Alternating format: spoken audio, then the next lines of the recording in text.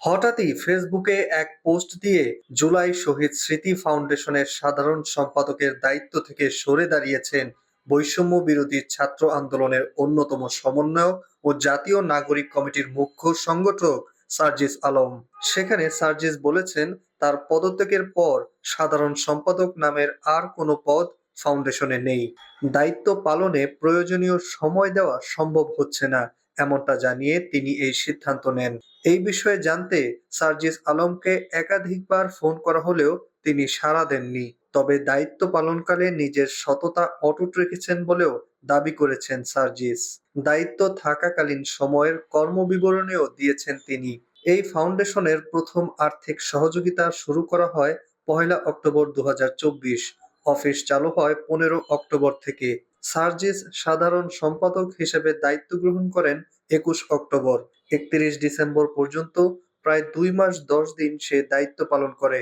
এ পর্যন্ত ৮২৬ জন শহীদ পরিবারের মধ্যে ৬২৮ জনকে আর্থিক সহযোগিতা করা হয়। পাশাপাশি প্রায় ১১,০০০ ভেরিফাইড আহতের মধ্যে প্রায় ২,০০০ আহতকে আর্থিক সহযোগিতা দেওয়া হয়েছে বলে জানান তিনি। এর আগে ফাউন্ডেশনের প্রধান নির্বাহী মীর মাহবুবুর রহমান স্নিগ্ধ বলেছেন, হতাহতদের মধ্যে ২,২২৯ পরিবারকে এ পর্যন্ত ৪৭ কোটি ৩২ লাখ টাকা সহায়তা দেয়া হয়েছে। সার্জিস বলেছিলেন, ফাউন্ডেশনের হিসাবে এখন পর্যন্ত ১০৯ কোটি ২০ লাখ ৫ টাকা অনুদান জমা হয়েছে। বিতরণ করা হয়েছে ৪৭ কোটি ৩২ লাখ টাকা। ফান্ডে ৬১ কোটি টাকা অবশিষ্ট রয়েছে। তিনি আরো জানান, নিহতদের মধ্যে ১৯৮ জনের পরিবারের সহায়তা পাওয়া এখনো বাকি। তালিকা যাতে কেউ প্রশ্নবিদ্ধ করতে না পারে সেদিকেও সজাগ দৃষ্টি রাখা হচ্ছে।